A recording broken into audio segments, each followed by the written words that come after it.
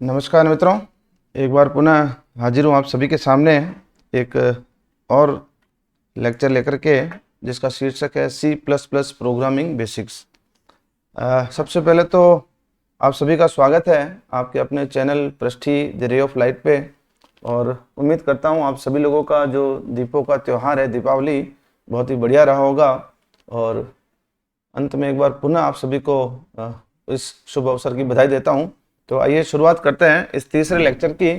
Actually see plus plus के नाम से एक प्लेलिस्ट मैंने शुरू की है, जिसके अंदर हम लोग शुरू में 2 लेक्चर कर चुके हैं। जिसके अंदर पहला सबसे पहले हमने सीखा how to download C plus plus and environmental setup, जिसके अंदर ऑनलाइन आईडी और एक लोकल सेटअप, जिसमें Turbo C plus plus C के बारे में मैंने आपको बताया, ठीक है ना। जो हमारा सेकेंड लेक्चर था that was based on how to use Turbo C plus plus and in which we have seen how to make the program, right. जिसके अंदर हम लोगों ने एक बेसिक स्ट्रक्चर जो है ना प्रोग्राम का कैसा होता है उसको हमने देखा था। थोड़ा सा मैं आपको रिवाइज करा देता हूँ। देखिए, ये एक बेसिक स्ट्रक्चर है C plus plus Turbo C plus plus में जो प्रोग्राम हमने बनाया था लास्ट क्लास के अंदर। जिसके अंदर आप देखें, ये first line it is single line comment. ये जो 2 लाइनें हैं एक इस फॉर्म के अंदर, स्लैश और asterisk and asterisk and slash, ये डबल लाइन कमेंट्स हम किस तरह से लिखते हैं। It is not the part of program, it is just to make you aware about how to enter the comments in the program, right. फिर हम लोगों ने ये हैश इंक्लूड डायरेक्टिव के बारे में देखा। आईओ स्ट्रीम और conio.h ये 2 इसकी लाइब्रेरीज है ना, हेडर फाइल्स हैं।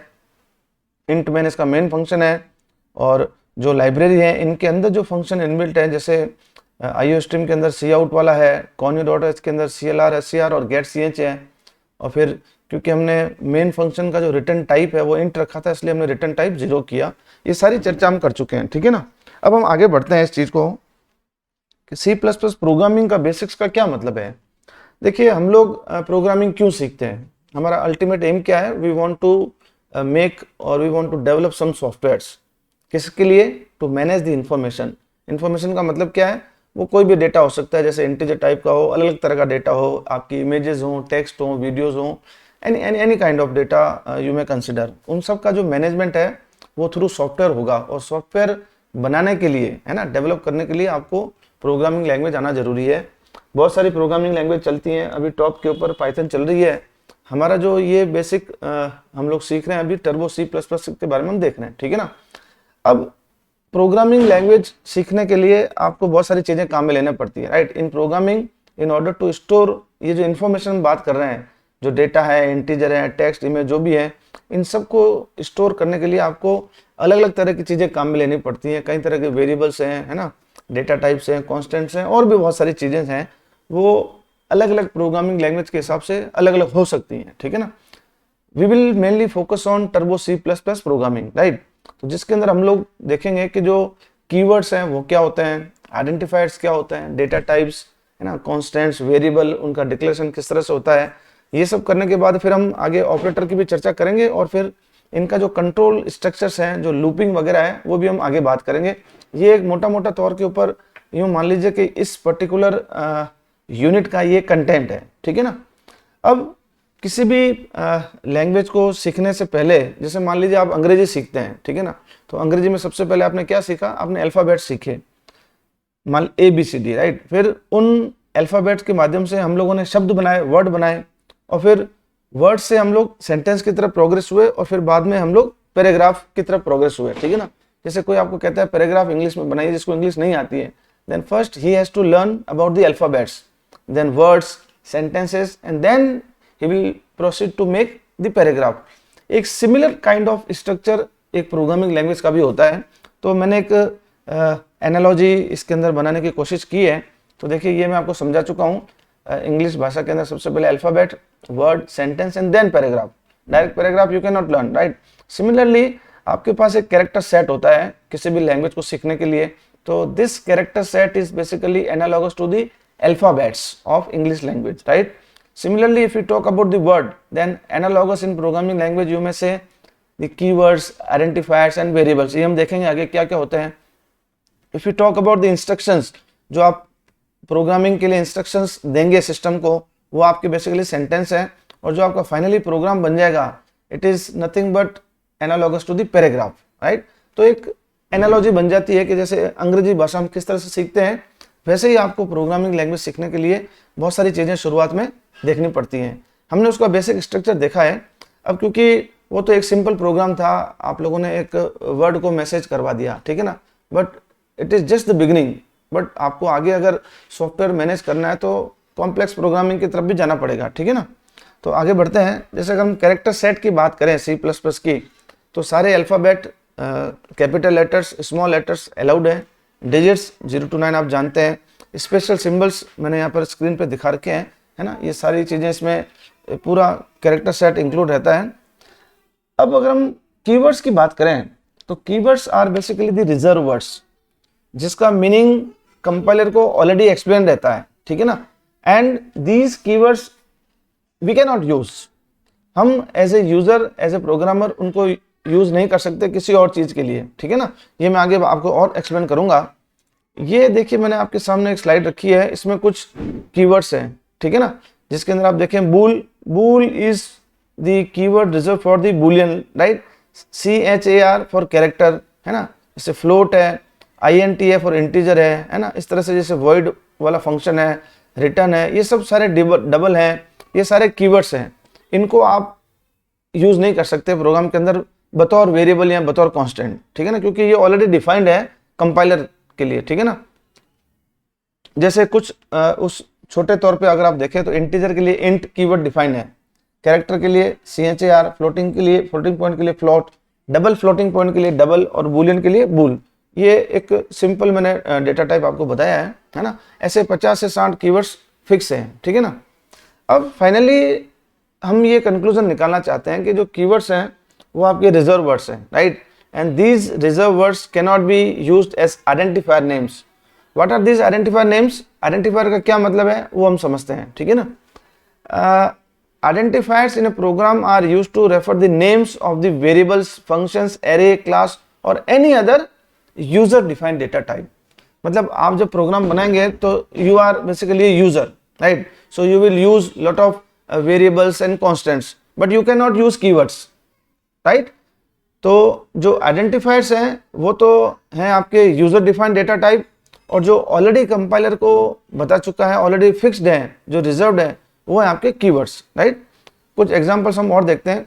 देखिए कीवर्ड आइडेंटिफायर्स के लिए कुछ चीज़ें हमको याद रखनी पड़ेगी। आप ऐसे रैंडमली हर एक सिंबल वगैरह काम में नहीं ले सकते, right. It does not allow these characters like @ symbol percentage within identifiers, ये अलाउ नहीं है, ठीक है ना।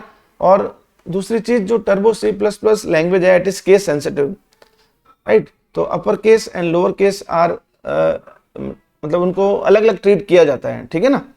तो ये आप समझ गए होंगे, मैंने एग्जांपल भी दिया है। अब मैं आपको चीज बताता हूँ एक, देखिए कुछ एग्जांपल्स हैं। These are valid identifiers. जैसे आपने लिखा रिजल्ट तो ये वैलिड है। टेस्ट 2 अंक बाद में लाए, ये ठीक है ना। अंडरस्कोर सम क्या अलाउड है, पावर सम अलाउड है, ठीक है ना। जैसे आपने सम -1 कर दिया तो this dash symbol is not allowed, these are invalid identifiers.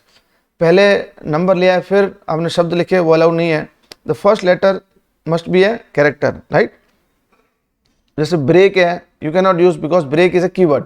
तो इस तरह से हमको कुछ रूल्स फॉलो करने पड़ते हैं जब हम आइडेंटिफायर्स लेते हैं काम में, ठीक है ना। अब देखिए नेक्स्ट है आपका डेटा टाइप्स इन C++। जब भी आप वेरिएबल डिक्लेयर करेंगे प्रोग्राम के अंदर, a variable in C++ must be a specified data type. Data type का मतलब क्या है कि ये वेरिएबल के टाइप को आपको बताएगा। Data types define the type of data a variable can hold. Variable किस तरह के डेटा को होल्ड करेगा वो आपको बताना पड़ेगा, ठीक है ना। जैसे इंटीजर है, फ्लोट है, कैरेक्टर है, डबल है या बूलियन है। If you write integer then integer type data variable can hold only integer data. Similarly a character type variable can hold only character data set, ठीक है ना। तो आपके डेटा टाइप्स जो हैं अगर हम उनको क्लासीफाई करें तो वो 3 तरह के हैं। पहले हैं बिल्ट इन, फिर है डिराइव्ड और तीसरे हैं आपके यूजर डिफाइंड, ठीक है ना। बिल्ट इन जो अभी तक हम लोगों ने बात की है, पहले भी मैंने आपको बताया, इंटीजर है, फ्लोट है, कैरेक्टर, डबल और बूलियन। बिल्ट इन का मतलब क्या होता है कि ऑलरेडी आपके कंपाइलर के अंदर बेसिकली कीवर्ड्स हैं, ठीक है ना। डिराइव्ड ये इनसे ही मिलकर के बनते हैं, जैसे एरे, फंक्शन, पॉइंटर, है ना। और यूजर डिफाइंड के अंदर आपके अलग तरह के हैं। जैसे स्ट्रक्चर है, यूनियन है और क्लास है, ये हम जैसे जैसे आगे प्रोग्रेस करेंगे और इनको प्रोग्राम में यूज़ लेंगे तो मैं और थ्रू प्रोग्रामिंग आपको बताता चला जाऊंगा, ठीक है ना। अब हम अंत में बात करेंगे वेरिएबल्स की। इसके बाद 5-7 मिनट अपन क्लास को और रखेंगे, आज की क्लास को यहीं समाप्त करेंगे, फिर आगे और डिस्कशन हमारा जारी रहेगा। वेरिएबल्स क्या होते हैं? Basically these are containers to store data या फिर वैल्यूज, राइट।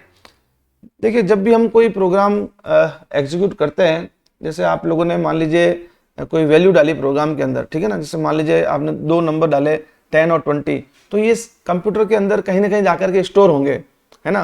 तो वो एक मेमोरी लोकेशन इनको असाइन हो जाती है, और आप जानते हैं कि कंप्यूटर के अंदर जो भी मेमोरी लोकेशन है वो 0 और 1 की फॉर्म में रहेगी, तो उसको याद करना बड़ा टिपिकल है। 1-2 नंबर हो तब तो ठीक है, बट क्योंकि प्रोग्राम बनते हैं, काफ़ी सारी चीज़ें इन्वॉल्व रहती हैं, बड़े बड़े प्रोग्राम बनते हैं, बड़े बड़े डेटा सेट आएंगे, तो it is not possible to remember the location of each and every identifier, right. Identifier का मतलब है it may be constant, it may be variable, function, right. तो हम क्या करते हैं कि इस लोकेशन को हम एक नाम दे देते हैं अपने तरीके से, राइट, जिसको हम कहते हैं वेरिएबल। वेरिएबल क्या करता है? उसको होल्ड करके रख देता है, ठीक है ना। Hence we replace these memory location via some name and these names are known as variables, right. So variable are the names given to memory locations. जैसे मान लीजिए आप a = 10 कर देंगे, तो 10 कहाँ स्टोर हो गया? a के अंदर। अब a हमको याद रखना इजी है। अब a कंप्यूटर के अंदर कोई भी लोकेशन हो सकती है, लेकिन हमारे लिए वो a एक नाम हो गया, ठीक है ना, राइट। अब आगे बढ़ते हैं। अगर हम डेटा इसका डिक्लेरेशन की बात करें वेरिएबल की, तो वेरिएबल का जो डिक्लेरेशन है उस तरह से रहता है, सबसे पहले डेटा टाइप आएगा, फिर वेरिएबल का नाम आएगा, फिर उसकी वैल्यू आएगी, right. For example int a = 4, int b = 6, तो डेटा टाइप यहाँ पर कौन सा हम काम ले रहे हैं? int। int means integer, right. Here in int we can put numbers without decimal point. मतलब इंटीजर का मतलब विदाउट डेसिमल पॉइंट होता है, अगर आप फ्लोट करेंगे तो उसमें आप डेसिमल डाल सकते हैं, ठीक है ना। तो डेटा टाइप पहले आएगा, फिर वेरिएबल का नाम आएगा और फिर उसकी वैल्यू आएगी, राइट। अब finally what we can say, a variable is a container which is used to hold the data, or you can say it is a name given to the memory location, ठीक, right। variable can be of many types like integer, float, ये हम बात करते आए हैं। और अगर आप एक वेरिएबल को ऐसे डिफाइन करते हैं, इंटीजर जो है वो डेटा टाइप है, सम नाम का आप एक वेरिएबल लेते हैं और उसको वैल्यू देते हैं 34, इसका मतलब क्या होगा? सम is an integer variable, right, which holds the value 34 in memory. I think ये लाइन लिखने से बहुत क्लियरिटी आ चुकी है, ठीक है ना, इसका मतलब क्या है।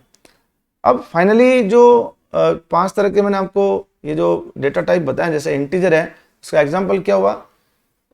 Numerical value without decimal point, जैसे 1, 3, 45 कुछ भी हो सकता है।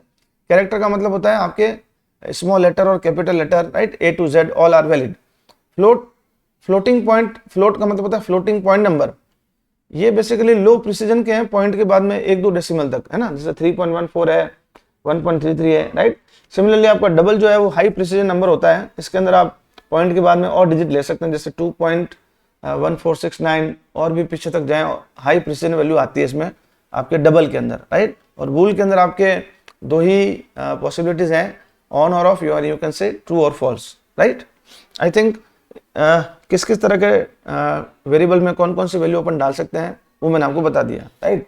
और फाइनली जब हम वेरिएबल को यूज़ करते हैं तो इसके लिए भी कुछ रूल्स हैं, जैसे आइडेंटिफायर के लिए होते हैं सेम रूल, क्योंकि वेरिएबल भी एक तरह का आपका आइडेंटिफायर है। उसको थोड़ा सा समराइज कर देते हैं। Names can contain letters, digits and underscore, right. और सबसे बड़ी इंपॉर्टेंट चीज़ है, names must begin with letter और एन अंडरस्कोर। डिजिट से आप शुरू नहीं कर सकते। जैसे A5 लिखा तो A पहले A आया फिर 5 आया, it is valid. If you right 5A it is not valid, right. और जो एक्सेप्ट अंडरस्कोर, उसके अलावा कोई भी सिंबल अलाउड नहीं है। अगर आप लिखते हैं A_B allowed, A@B it is not allowed, right. Similarly case sensitive की हमने बात की है ना, माई VAR एंड MYVAR, इसमें V बड़ा है इसमें V छोटा है, तो दोनों ही अलग अलग ट्रीट होंगे, ठीक है ना, क्योंकि ये केस सेंसिटिव है। And at the end finally we can say variable declaration should be along with the proper data type. जब भी हम वेरिएबल को डिक्लेयर करें तो उसका प्रॉपर डेटा टाइप, जैसे इंटीजर ले रहे हैं, फ्लोट ले रहे हैं, बूल ले रहे हैं, क्या ले रहे हैं वो डिफाइन करना पड़ेगा। एंड रिजर्व वर्ड्स, है ना, जैसे आपके कीवर्ड्स हैं, int you can not use as a name, जैसे आप वेरिएबल के लिए इंट डिफाइन नहीं कर सकते, ठीक है ना, ये रिजर्व वर्ड्स है ऑलरेडी कीवर्ड्स के लिए। तो you can not use as an identifier, and आपको अलग नाम लेना पड़ेगा क्योंकि इंटीजर का मतलब ऑलरेडी डिफाइंड है इसके अंदर। सो मित्रों, आज की क्लास में हम लोगों ने जो बेसिक C++ प्रोग्रामिंग है उसके अंदर आपके कीवर्ड्स क्या होते हैं उनको समझा, फिर हमने आइडेंटिफायर्स क्या होते हैं और फिर वेरिएबल्स की हमने बात की। आगे की क्लासों के अंदर हम और कुछ चीज़ों को डिस्कस करके फिर हम वापस से प्रोग्रामिंग के ऊपर आएंगे, इन सब चीज़ों को यूज़ लेंगे ताकि आपको क्लैरिटी आ जाए। सो अगर आपको ये क्लास अच्छी लगी है तो इसको लाइक और शेयर जरूर करें। आप सभी का धन्यवाद। जय हिंद।